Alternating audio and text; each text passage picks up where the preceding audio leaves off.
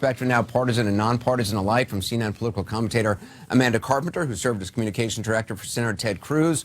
Also with us, Trump supporter Andy Dean, who got a start on The Apprentice, ultimately landing in the corner office, serving as president of Donald Trump's media company, Trump Productions. And joining us as well is CNN senior political analyst David Gergen, who has decades of experience with occupants of the Oval Office. Andy, let me start off with you. I mean, does it surprise you that Donald Trump, who, you know, calls himself a straight talker, doesn't stand up to somebody in his audience who says the problem in America is Muslims in America? Look, you know, Donald opened it up to questions, and the first guy who asked a question seemed a little bit crazy, and Donald laughed it off and quickly moved to the next question. So the idea that Donald Trump, I mean, the beauty of America is that people can say whatever they want. It may be crazy, we may not agree with it, but the idea that Donald has to be up there and correct every person on, you know, every issue just isn't realistic. So that's just not realistic. Amanda, is that not realistic? Here's the thing. There's no way that Donald Trump can tell that questioners he's wrong, because those are the exact types of thoughts that he's been cultivating over the past 4 or 5 years. Like Sarah Murray pointed out, he's probably the most high-profile birther that's ever been. I remember working, you know, when the rise of the Tea Party started with Jim DeMint, and some of us were just so embarrassed that Donald Trump was preaching to this audience and making them more vocal, because we didn't feel like that was the focus. I mean, he was repeatedly questioning President Obama's birthplace, and I can't imagine that we would go into the next presidential election still relitigating that pathetic fight. David Gergen, I mean, you've worked with a lot of presidents on all different sides of the aisle.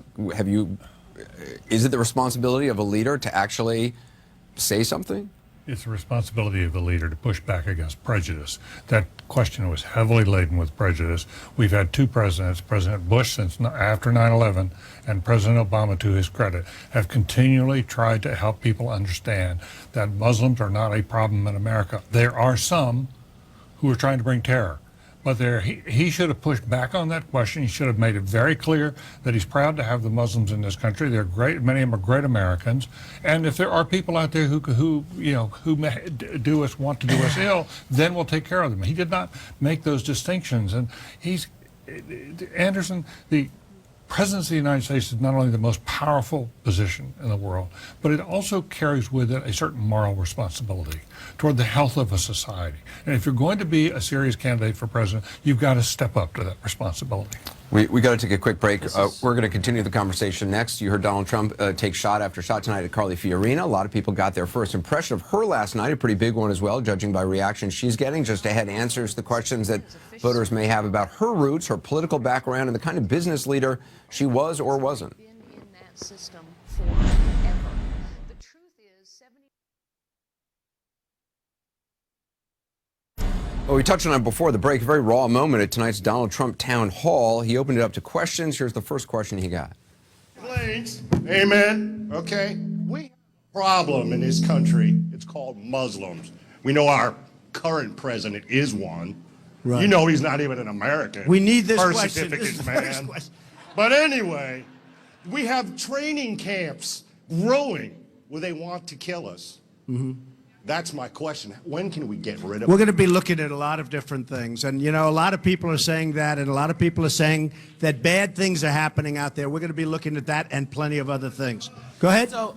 Amanda Carpenter is joining us, Andy Dean and David Gergen. So again, Andy, you're a Trump supporter. So he didn't just deflect it. He said, we're going to be looking at that. We're going to be looking at the Muslims in America. And a lot of people are saying that. And so we're going to be looking at it because a lot of people are saying there's bad things happening. I mean, is that really straight talk?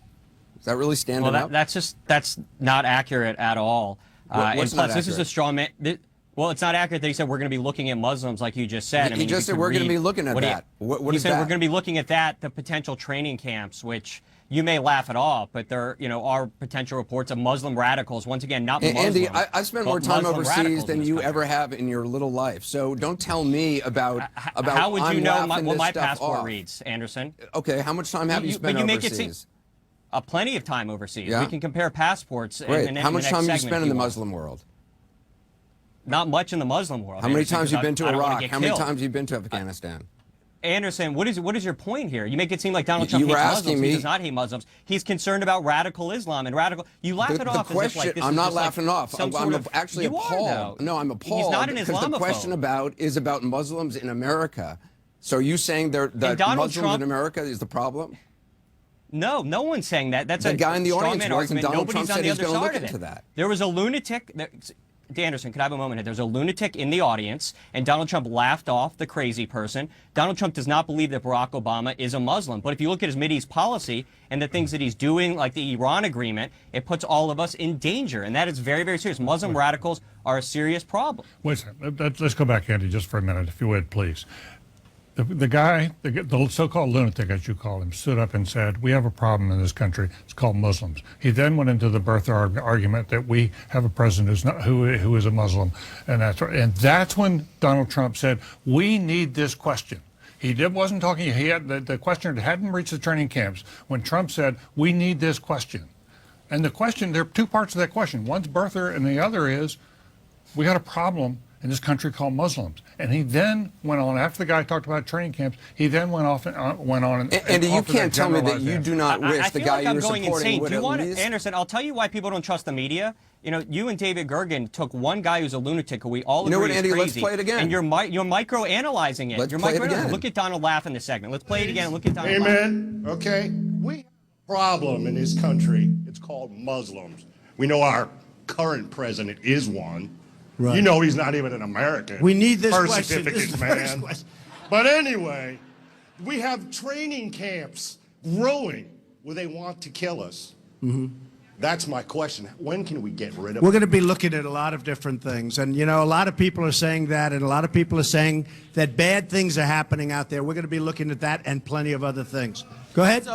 So, yes, I see what you're saying, and in saying Training that he camp. sort of laughed like, oh, we need this question, like this really needs to be the first question, this is going to get me in trouble. Right. But as a leader, Thank he you. could have at that point said, you know what?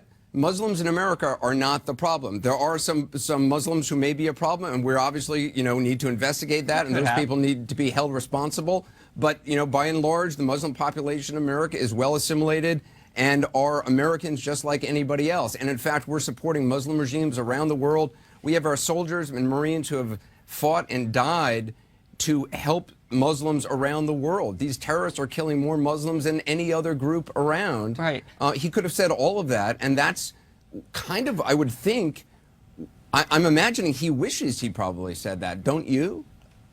Well, look, Anderson, anytime you microanalyze one question, of course you could go back and say things more delicately, more politically correct. There's no doubt. And what you're saying is nobody's disagreeing with. I don't think Trump would disagree with what you're saying, that the problem is Muslim radicalism and not Muslims. I think any common sense person believes that. So nobody's disputing that, but to microanalyze and be dishonest with the audience that because some lunatic at a town hall says something is just not factically correct. It's not Anderson, fair. if I may, I think the past 3 days there's been 3 events that show Donald Trump is wildly beyond his depth. First, he went on a huge battle to promising a national security speech. He did not deliver the goods. Last night, there was a debate. Every time the issues got substantive, he did not rise to the occasion. He went quiet. Tonight, he's in New Hampshire at a rally getting questioned by a fringe person, and he gave in to the questions and did not push back at all. He is outside the reality TV show complex at this point, and it's showing. And David, in terms... Well, he's leading in the polls. He's dominating. The American people just disagree with you flat out. Well, certainly he's leading the polls. There's no doubt about it. I mean, and he's doing very, very well. The question is, you know, long term, what's going to happen, and can he be president of all of the United States if he doesn't stand up for Muslims in the United States? He can't be president if you insult president of all the people. If you insult women, if you insult Latinos, if you insult Muslims, it's very hard to be a uniting president. And I would just say, Andy, look, I happen to like Donald Trump. I enjoy talking to him. Look, I've interviewed. I we, like him. He's charming. I've enjoyed the times I've been able to talk to him. I mean, what we're appealing for is if this is a man who could win the Republican nomination. He could become president of the United States. And we desperately need a president who's effective. But in order to do that, you have to have a person who steps up to the standards that are expected of a moral leader. And that's what we're asking. It's not enough to say, well, you're microanalyzing. I'm sorry, anybody who listens to that question would be deeply offended by the person who stood up and asked it. And frankly, if Mr. Trump wants to win, he's not going to be able to win by rallying people like that. But let me argue Andy's point here for a minute, Amanda, and get you to push and get your feedback on this, because let me play devil's advocate. Donald Trump has not been in this situation before. He's not a practiced politician. He's not used to taking these kind of questions. This is probably the first time he's had a guy like this jump up and say something. He probably would, you know, you could argue he was caught off guard. Why should he, who doesn't have a long track record of holding town hall meetings, be held to the same standard that a practiced politician like a John McCain, who when this happened was able to push back? But when on earth has Donald Trump ever been afraid of pushing back? And this gets back to the point I made earlier. He didn't push back because I think he agrees with largely the premise of the question, and that Barack Obama isn't American. I mean, Donald Trump is a birther. That's how we got to know him over the past few years in the political context in the era of Obama. And he can't walk it back, therefore he can't push back on the question. Well, that's not correct, because Obama produced his long-form birth certificate, and then the issue dropped. Period. But After Donald got him Trump to do it. pushed It shows for Donald's a ability. long time. It shows his ability as a negotiator. He was the only one that was able to get him to produce it. Think about that. That's pretty ridiculous amazing, point. actually. Okay, It worked.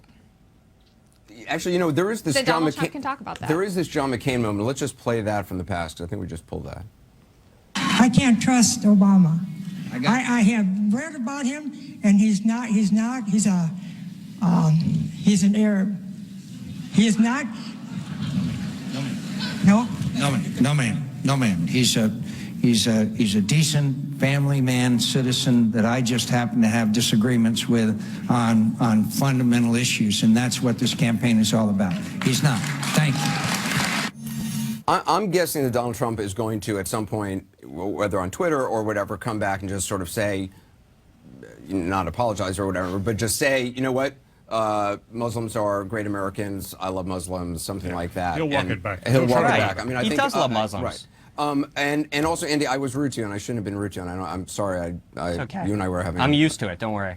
I have 3 older brothers. Well, no, okay. Well, I'm not That's their used. point. I'm not used to being rude, and I shouldn't have. I was rude too. So I am apologetic for that. I'm sorry. Please, it's all good. All Thank right. you. But it's good to have you on. Andy would like to have you back. David Gergen as well. Amanda Carpenter as well. Good discussion. Coming up next.